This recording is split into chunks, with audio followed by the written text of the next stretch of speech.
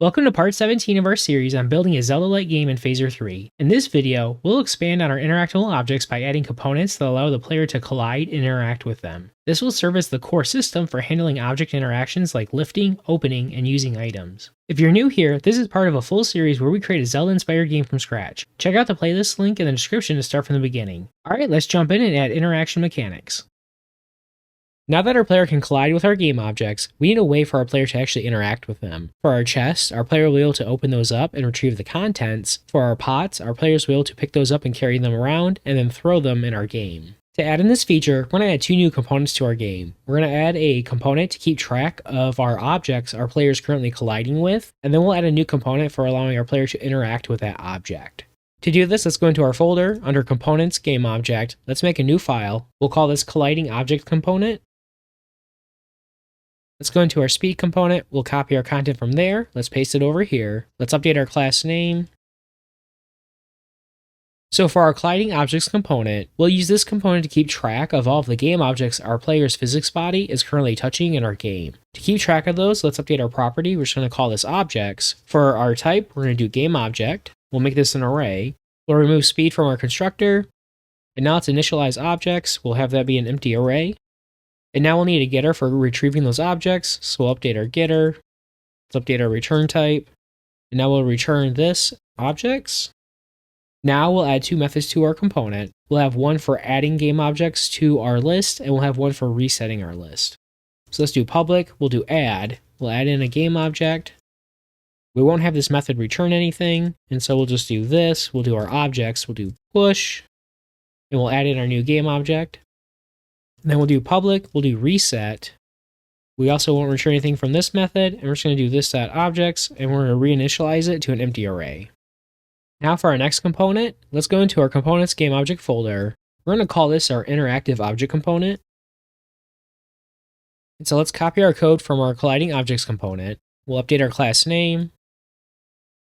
So our interactive object component, we're going to add this to our game objects in our scene, and then this will be our trigger to allow our players to do something with that object. Either for our chest, we'll be able to open it up. For our doors, we'll be able to open them. And for our pots, we'll be able to pick those up and carry them. Later on, this component could be added to other game objects, such as like boulders or NPCs, that our player can lift up and carry in our game. So for the properties in our class, first we'll need to know what type of object our player is interacting with. And so we're just going to call this object type. For our type, we'll make a new type, and we're going to call this our interactive object type. And so this type, this will be used for tracking what our player can do, so either lifting up an object or opening it. For our next property, we're going to add a callback, and so after our player interacts with one of our game objects, we're going to call this callback on that object so we can do something. An example with our chest is after we interact with it, we'd want to update our frame to show that we're opening our chest. And so for our callback, we won't return anything, so we'll just do void. Then we're just going to add one more property to our class, and we're going to call this canInteractChecked.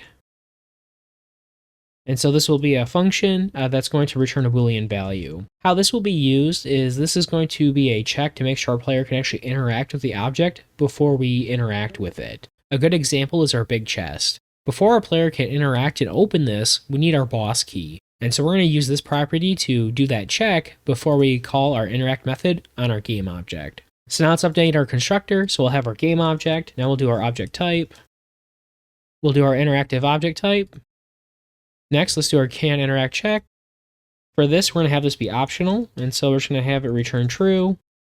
And we'll also do our callback, and we'll make this be optional as well. So now let's update our properties. And so we'll have our object type. And I'm just going to copy this. We'll paste it twice. And then we'll have our callback and our canInteractCheck.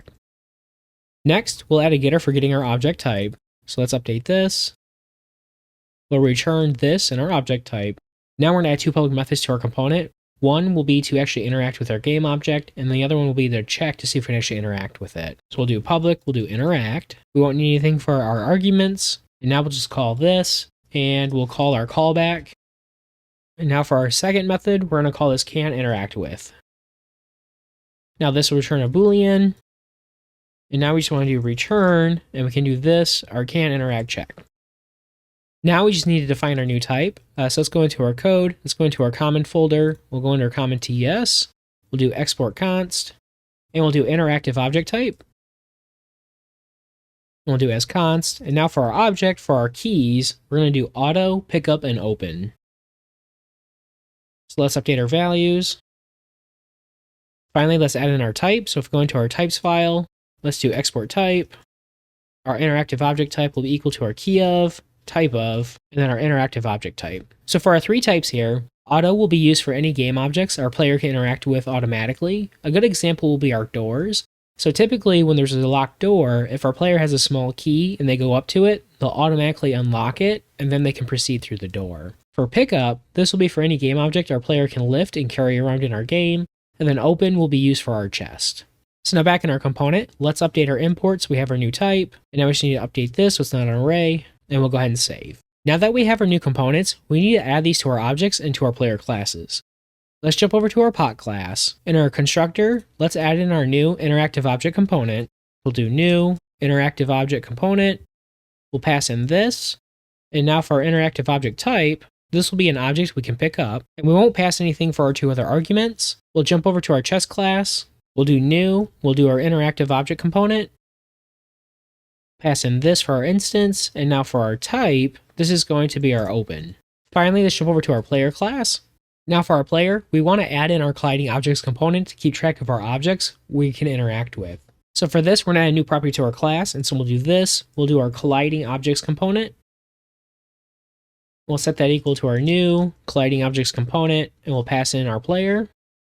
Let's copy this. We're going to add that as a property in our class. So we'll come up to the top of our class, of our private property, add in our type. And then next, now we need to add a method so when our player collides with one of our game objects, we can add that object to our component. So come down below our getter, let's do public, and we'll do collided with game object. So for our argument, we'll pass in a game object, and we'll have our game object. We won't return anything from this method, and so we're just going to do this, our colliding component. We'll do add, and we'll do our game object. And real quick, we're going to update our property name. We don't need this to be plural. Much better. Then finally, we just need a way to reset our game objects our player is currently colliding with. So what we'll end up doing is, as part of our collision check, we're going to add those game objects to our component. And then after we run our state machine, we want to call that reset method on our component so that way we can remove that object when our player is no longer interacting with it. So for our player class, we're going to go ahead and add our update method. And so we'll do public, we'll do update. We won't return anything. Now we're going to call our update method on our parent class. So we'll do super and we'll do update. And now we'll do this, our colliding component, and we'll call reset. Now that we've added our new component to our player, if we want to test our logic, we need to jump over to our game scene. So in our collider between our player and our blocking group, this is where we'll go ahead and add that game object to our component. And so let's do this. We'll reference our player. We're going to do collided with game object. And now we'll add in that game object, and we'll do as game object. And now we'll pass in our game object, and then we're just going to type this as game object since we know for our group, we're only adding our game object type. And so now we'll save. Let's jump back to our player class, and in our update method, before we call reset, let's do console.log, and we're going to do this, our colliding objects component, and we're going to log out our objects that we're currently interacting with. So right away, when our scene restarts, we should see our empty array being logged, and now once we touch our chess game objects, we'll see that that's being logged, and when we move away, it gets reset. Same thing for our big chest, and now if we do our pot, we'll see that that game object gets logged as well. Nice. Now that we validate our logic's working, let's clean up our console log, and now we need to work on adding in our logic to our states, so once our player interacts with one of our game objects, we'll transition to a new state. That's it for this part of the series. If you found this helpful, be sure to hit the like button. It really helps out the channel. And if you're following along, make sure to subscribe and turn on notifications so you don't miss the next video. If you have any questions or want to share your progress, drop a comment below. I'd love to hear from you. Alright, thanks for watching, and I'll see you in the next one.